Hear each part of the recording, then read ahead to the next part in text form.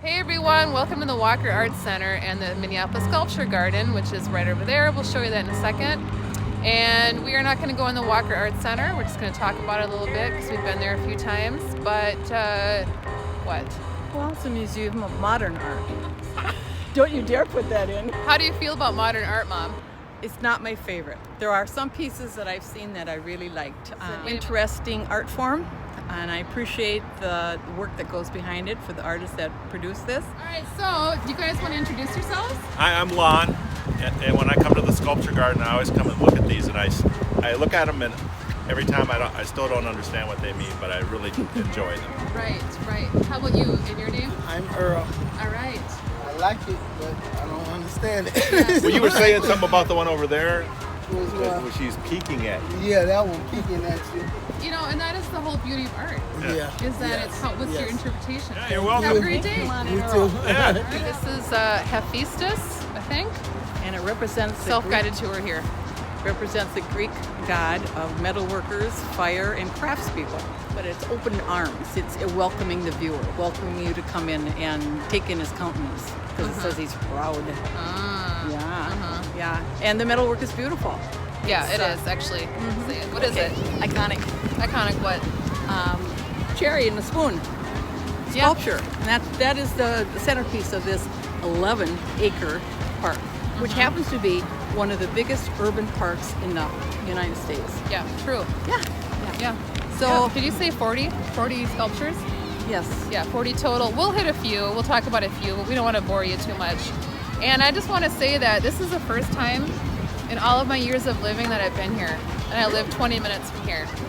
And Shame on you. I unless think we I came took as you. a kid, unless we came oh my, there's like I know. 500 kids I know. coming. There used to be a lot of things. There used Yeah. to be parade grounds years and years ago, many years ago. And the servicemen would come here and they would do their maneuvers and parade with the music. And then it just gradually, throughout time, became this. And this is our Minneapolis Sculpture Garden, which is very famous. We talked a little bit about the spoon and the cherry, and that usually is, again, the iconic representation of Minneapolis on a lot of brochures and tourist information. Here? We're going to show you a rooster pretty soon, and you can see my hair is trying to imitate it. You're So- beautiful always. Oh, this is self-explanatory. Love in metal. But I have a question for you. Don't you just love a blue rooster? Yeah. Is I it will iconic? see. It's Really? iconic. This 25-foot high blue rooster was sculpted by and designed by Katerina Fritz. It is a series of two. The first one is here in the Sculpture Gardens in Minneapolis. The second one is in London in Trafalgar Square. Yeah. Trafalgar Square is a monument to Lord Nelson in one of his defeats. I don't know where this is, but I would guess it's in the middle of, there's 4 lions on pedestals around it that mark the edges on the square. I can't imagine how this looks there. Yeah. But they must have decided it was a good fit. Good fit. Yeah, rooster in the middle of all that. Why Yeah, not? why not? And we're kind of twinsies with London here. That's Yes. kind of cool. Well, it's exactly like this one. Cool. Series of 2. Nice. Yeah. Wow. I think he's kind of handsome. Yeah. It's very blue.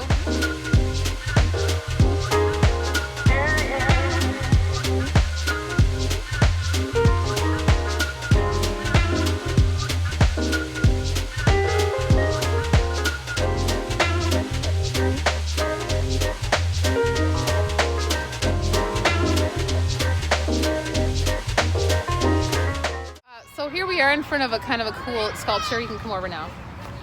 And by the way, there's a few different schools. Hey, how's it going? All right.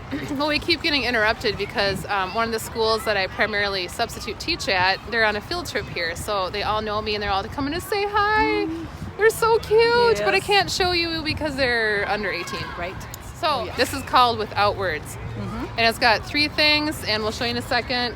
And you want to talk about who did it?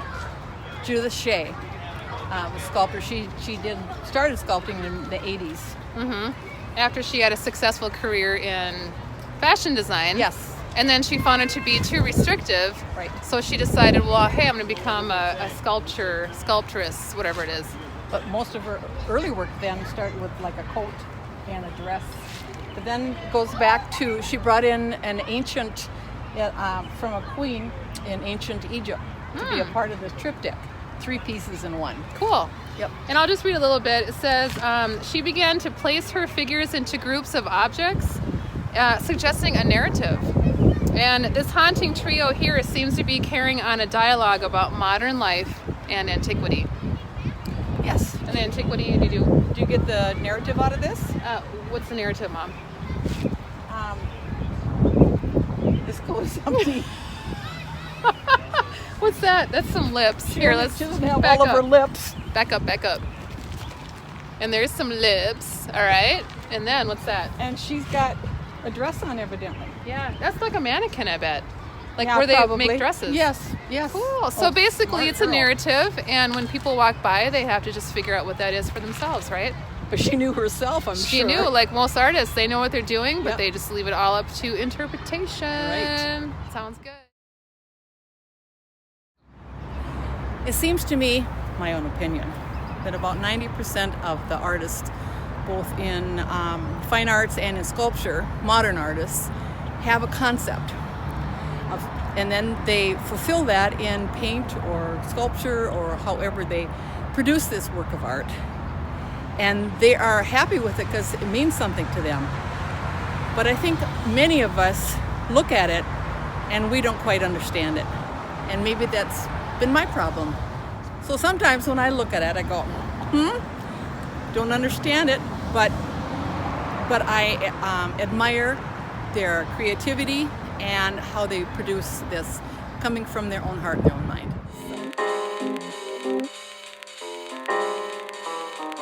And we are wrapping it up. We are I'm having a little European cortado. Mom is having her tea.